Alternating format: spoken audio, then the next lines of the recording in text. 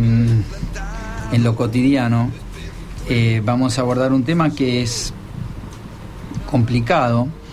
Muchas veces no tomamos conciencia de muchas cosas hasta que no nos pasa. Nos cuesta incluso colaborar con ello, y por eso el tema del autismo, un tema que no sé qué grado de conciencia tienen las personas sobre esto, y vamos a hablar con la presidenta de la Fundación Brincar, Karina Morillo, para introducirnos un poco en esto. ¿Qué tal, Karina? ¿Cómo estás? Miguel Sorraquín te saluda. ¿Qué tal, Miguel? ¿Cómo están? Muy bien. Hola, Karina, el Tano Pazman te saluda. Buen día, Karina, soy Eduardo Solari, ¿cómo estás? ¿Qué tal, Tano y Eduardo? Encantadísima. Igualmente. Bueno, contanos un poco de la Fundación Brincar y este tema del autismo y de los autistas adultos, ¿no? Porque uno siempre cree que el autista es un chico nada más, y a veces no es tan así, ¿verdad? Totalmente. Nosotros cuando empezamos Brincar en el año 2010. Soledad Sangronis, que es mamá de Ramiro, que hoy tiene 12 años, y yo soy mamá de Iván, que tiene 15, y empezamos pensando en la vida adulta. Lógicamente encontrábamos que en la escuela no había vacantes, la escuela no está preparada. Justamente se habla mucho de inclusión escolar, pero la realidad es que a la hora de incluir es muy difícil encontrar una vacante. Entonces nos dijimos, si tan difícil es la escolaridad, ni nos queremos imaginar lo que va a ser a partir de los 18 años o a los 21 cuando termina, generalmente la opción de un centro educativo terapéutico o de la escuela especial o de escuela común en los casos de chicos que están integrados a la escuela común. Entonces dijimos, para eso hace falta formación. En la universidad, tanto en la preparación de psicólogos, psicopedagogos, fonoaudiólogos, en la residencia pediátrica, en la formación docente, no existe los trastornos de desarrollo, no se da como una materia aislada, pero no hay una formación, pese a que hoy es la condición infantil que más casos afecta, 1 de cada 68 nacimientos. Desgraciadamente en la Argentina no tenemos estadísticas propias, o sea que nos basamos en estadísticas de afuera, ¿no? Pero se calcula que 1 a 2% de la población mundial estaría dentro del espectro autista. Entonces, esa vida adulta estaba siempre presente. Entonces dijimos, tenemos que realmente la preparación, la formación profesional y de la familia para situaciones de la vida cotidiana. El autismo es un trastorno de desarrollo, de neurodesarrollo, que afecta principalmente el área de comunicación y de socialización, ¿no? Eso que nosotros tenemos tan naturalmente que ni siquiera lo pensamos. En cuando estamos en contacto con otra persona, lo miramos y enseguida sabemos lo que siente, si tuvo un buen día o si está eufórico. Esa lectura mental es lo que está, digamos, afectado o comprometido en el caso de una persona con autismo. Entonces, si nosotros no tenemos solamente imaginarte no tener esos lentes para leer el mundo, ¿no? El lente social para leer el mundo, lo difícil que es andar por la vida. Por eso espacios como la escuela son difíciles, espacios como salir a la vía pública, al supermercado, ir al dentista, ir a un cumpleaños, todas esas situaciones sociales donde ocurren cosas inesperadas, como esa lectura está comprometida, son muy difíciles vivirlas para ellos. Y me imagino que debe ser primariamente difícil la convivencia y el aprender a desarrollar los mecanismos en el ámbito de la familia para poder conectarse, ¿no? Totalmente. Nosotros en nuestro caso, como el espectro es amplio, o sea que tenés más o menos un 35% de los casos donde hay una discapacidad intelectual asociada. En el caso de mi hijo Iván, tiene una discapacidad intelectual y un trastorno de lenguaje severo. O sea, Iván no tiene habla, entonces se comunica con un iPad, ¿no? Tiene pictogramas, cada palabra es una imagen. Entonces nosotros en casa tuvimos que aprender a usar ese lenguaje nuevo. Mi marido es francés, entonces él naturalmente le hablaba en francés a los chicos. Tuvimos que elegir un solo idioma en casa, el castellano, porque vivimos acá en la Argentina y nuestro idioma de pareja es el castellano, y entonces tuvimos que elegir un solo idioma, pero a veces yo me pongo incluso en sus zapatos, digo, qué difícil que sería para mí no hablar con mis hijos en mi idioma, ¿no? Pero digamos, tuvimos que hacer toda esa serie de ajustes en casa. Incluso esto en todos los casos ellos necesitan lo que se llama anticipación, necesitan poder predecir el mundo, entonces se trabaja muchísimo con lo que se llaman agendas anticipatorias. Entonces nosotros tuvimos que aprender a ser muy ordenados, a ser muy coherentes con lo que decíamos que íbamos a hacer, teníamos que hacerlo. Y entonces, por ejemplo, Iván todas las mañanas viene a la cocina a tomar el desayuno y lo primero que hace es se fija en su corcho cuál es la agenda del día. Y esa agenda está puesta en imágenes, ¿no? La foto de a dónde va a ir primero, qué va a hacer después, va a comer al mediodía, y así su día está estructurado. Se memoriza esa agenda, en general tiene una memoria visual impresionante. Y entonces todos esos ajustes tuvimos que acomodarnos como familia porque nos dimos cuenta que él necesitaba esa forma para entender el mundo, ¿no? Y que cuando nosotros dejábamos de hacerlo, él se angustiaba muchísimo. Entonces, y esto es algo que sucede en todos los casos. Karina, ¿se conocen las causas del trastorno? No, todavía no se identificó, se está avanzando cada vez más, por eso se habla que es un trastorno neurobiológico. Se piensa que muy próximamente con el avance que está teniendo la medicina se va a poder detectar en un análisis de sangre, que esa es mi gran esperanza, pero aún no se conocen las causas, o sea, se conocen que son alteraciones genéticas que se producen durante la concepción, o sea que no es que una persona adquiere autismo, sino que nace ya con autismo. Hay muchas teorías, hay en este momento se me fue la cabeza, pero el que descubrió el virus del SIDA, el HIV, Montagnier, es el gran investigador, el premio Nobel que descubrió el virus del SIDA, el HIV, está haciendo una investigación muy fuerte del autismo, que lógicamente no es reconocida por la Academia Francesa de Pediatría todavía, como suele suceder con estas cosas en un inicio, y sería como una especie de, su teoría es que sería una especie de alergia a nivel intestinal, pero una alergia muy compleja, ¿no? Que hace que esto tiene afecciones a nivel de neurotransmisores. Y otra teoría tiene que ver con causas ambientales que están produciendo alteraciones genéticas a niveles muy, lógicamente, imperceptibles, y que eso sería, y se está avanzando mucho por esta vía, ¿no? Por la vía de más medioambiental. O sea que... Pero sigue siendo un misterio. Mientras no se determinen las causas, no hay medicación tampoco, ¿no es cierto? No, por eso se insiste muchísimo, es excelente tu pregunta, en la intervención temprana. Lo que cambia drásticamente la experiencia del chico y de su familia, y que pueda participar de la escuela, que pueda participar de toda experiencia social, es recibir la ayuda a tiempo. Por eso nosotros, desde Brincar, el año pasado, por ejemplo, hicimos todo un programa en centros de primera infancia, que van chicos entre los 45 a 4 años. Generalmente a partir de los 18 meses se puede pesquisar, ya se pueden percibir alertas, señales de alerta.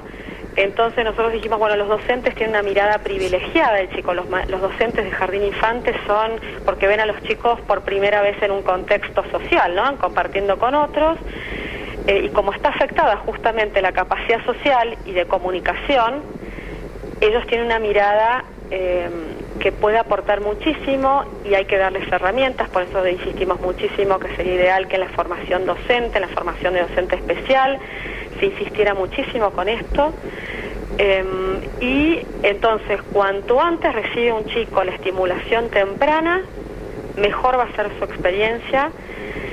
Después hay chicos que van a necesitar a nivel farmacológico para ayudar con algunos síntomas, por ejemplo, de ansiedad o de inatención, pero no hay una medicación que lo cure para responder a tu pregunta. Y bueno, leí en el diario el otro día, perdón, declaraciones de alguna gente adulta, ya empleados autistas. Me sorprendió porque uno no espera ni siquiera que estén empleados, ¿no es cierto? Por los prejuicios o el desconocimiento. Pero la pregunta es hasta qué punto toda esta terapia de acompañamiento y de tomarlo desde el inicio revierte o neutraliza o mejora las condiciones con las cuales el chico ha nacido. Mira, eso va a depender muchísimo en, digamos, el grado, digamos, en qué estadio del espectro autista está, pero te voy a dar el caso concreto de Marina Gotelli, que es el Consejo de Administración de Brincar.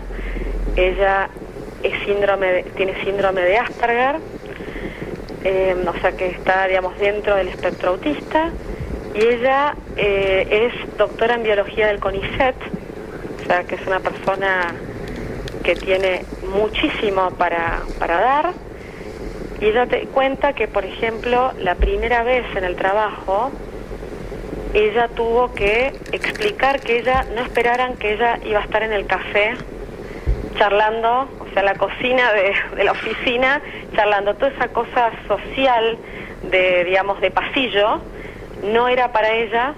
Incluso cuando tuvieron que cambiar de oficina, porque cambiaban de oficina, necesitó ir antes a conocer el espacio, porque todos los cambios también requieren. Entonces ella dice, yo no necesito apoyo en forma permanente, lógicamente, yo soy completamente autónoma e independiente, pero algunas situaciones, cuánto, digamos, mejor las hubiera vivido si hubiera tenido un apoyo o un entendimiento del otro lado, de lo que yo necesito o de la forma en que yo percibo las cosas.